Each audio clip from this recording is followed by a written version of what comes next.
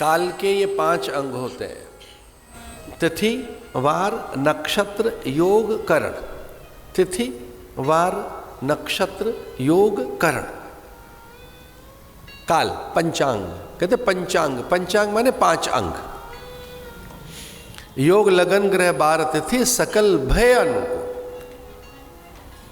स्वामी के आगमन पर धरती ने नवद्रव्य शुद्ध कर लिए, अग्नि निर्धूम हो गई, जल निर्मल हो गया, आकाश धूम रहित और शुचि गंध सहित संपन्न हो गया।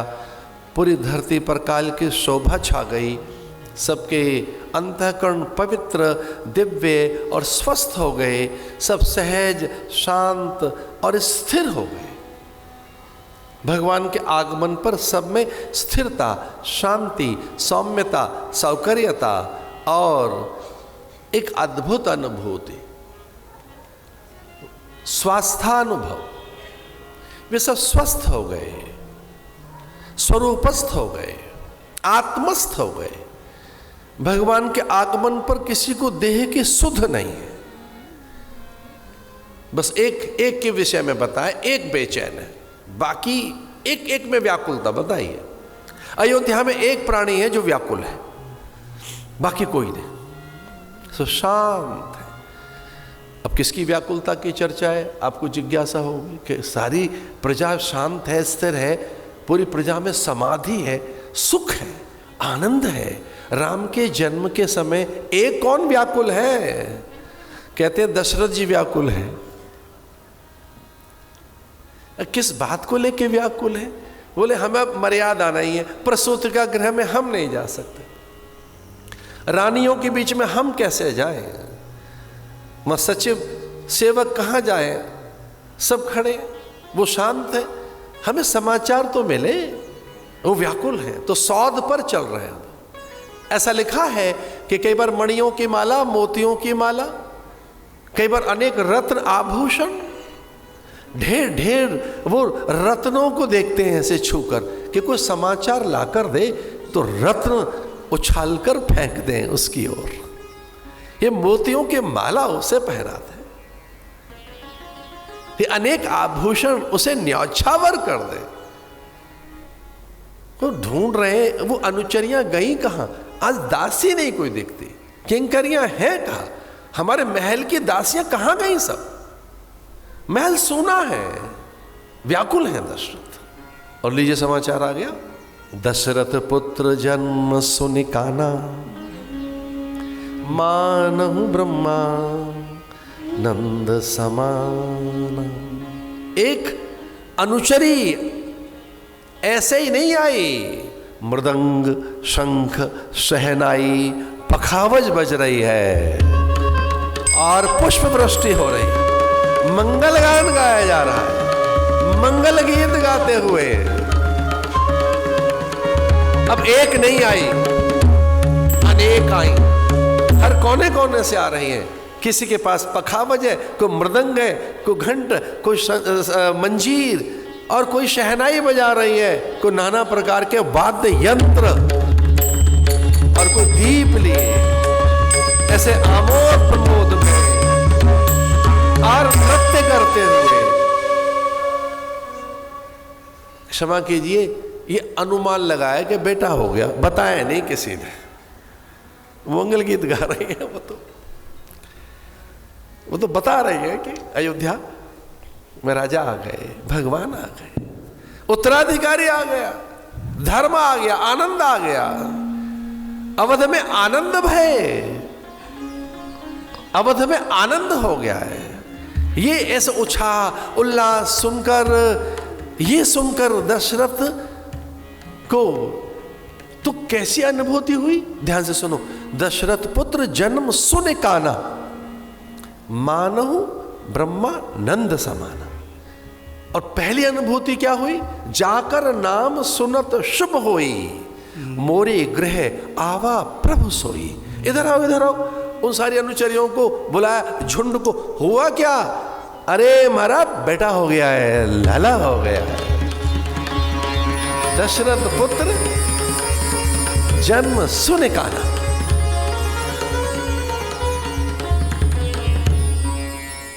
तो कौन सी अनुभूति हुई, ये सुनने की बात है। पुत्र के जन्म के समाचार के बाद का अनुभव क्या है?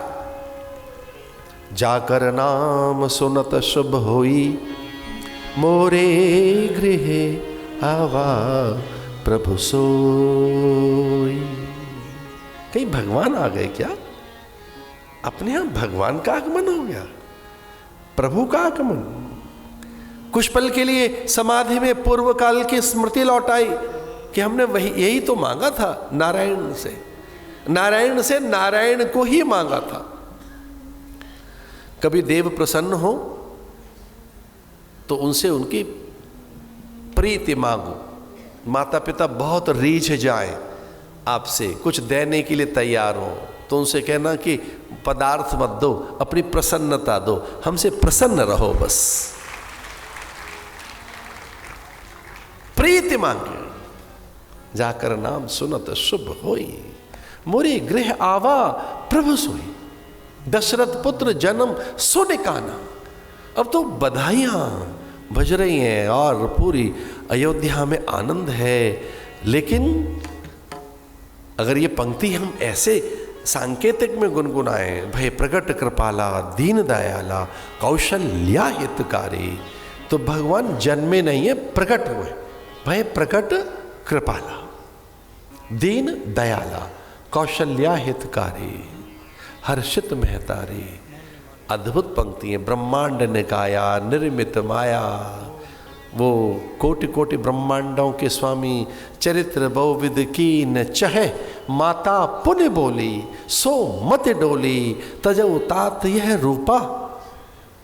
माता हर्षित होकर, अब देखिए कल्पना तो करके देखो कि माता प्रसूतिका में भी प्रणाम करने के लिए खड़ी हो गई, क्योंकि उनके अंतर से प्रकाश निकला।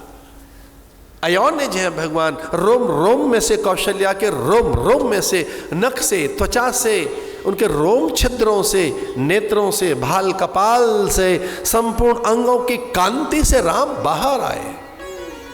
पूरी कौशल्या की कांत से कांत प्रकट हुए, कांति से, कि द्युति से, उनके आभा से, उनके सत्य से, उनके अस्तित्व से। वो तो भीतर ही बैठा है, ब्रह्म हमसे दूर कहाँ है? को प्रकट करने वाला चाहिए। जैसे प्रकट हुए तो माता ने जो सबसे पहले दर्शन किए, केयूर कुंडल के, माता ने मीन आकृति के कुंडल, माँ को पहले मीन आकृति कुंडल दिखाई दिए, फिर भगवान का मस्तक दिखाई दिया, श्रीवत्सचिन्ह दिखाई देने लगे, संपूर्ण अंग और भगवान के चतुर्भुज दर्शन किए, शंख चक्र गदा पद्म, श्रीवत्सचिन्ह भगवान का। भगवान मंद मंद मुस्कुरा रहे हैं और वह नारायण के दर्शन कर रही है। वरदान काल में यही मांगा था कि रोने वाला बेटा नहीं चाहिए, नारायण चाहिए। रोती तो दुनिया है, जब आप आए तो रोदन न करना, जब आप आए तो प्रकट हो, तो जैसा चाहा वैसा पाया। मदालसा ने भी तो यही कहा था कि रोने वाला बच्चा नहीं चाहिए, शुद्ध हो से बुद्ध हो से निरंजन हो से संसार माया, माया को देकर रोता है जीव। भगवान रोदन नहीं कर रहे हैं, प्रकट हुए। वह प्रकट कर पाला दीन दयाला कौशल्या हितकारी हर्षित महतारी, ऐसे। और फिर क्या कहती है? माता की मति डोल गई, माता पुण्य बोली सो मति डोली, तजौ तात यह रूपा। हे देव, ये रूप त्याग दीजिए, कीजिए शिशु लीला अति प्रियशीला, यह सुख परम अनूपा। हे देव, इसे त्याग दो। तो मां के कहने पर, मां पहली गुरु है, तो मां जैसे मां की आज्ञा का पालन कर रहे हैं और मां के सामने अपना वैभव विसार दिया भगवान ने। भगवान ने अपनी दिव्यता, पूर्णता, भगवत्ता, ईश्वरत्व, दैवत्व, अपनी जो उनकी नित्य विद्यमान सनातन सत्ता है, उसकी विस्मृति कर दी भगवान ने। छोटे शिशु बनकर और माता की गोद में बैठ गए। ये है भगवान नारायण। उन्हीं के अंश से भरत और आनंद है। पूरी अयोध्या में 4 कुंवर प्रकट हुए हैं।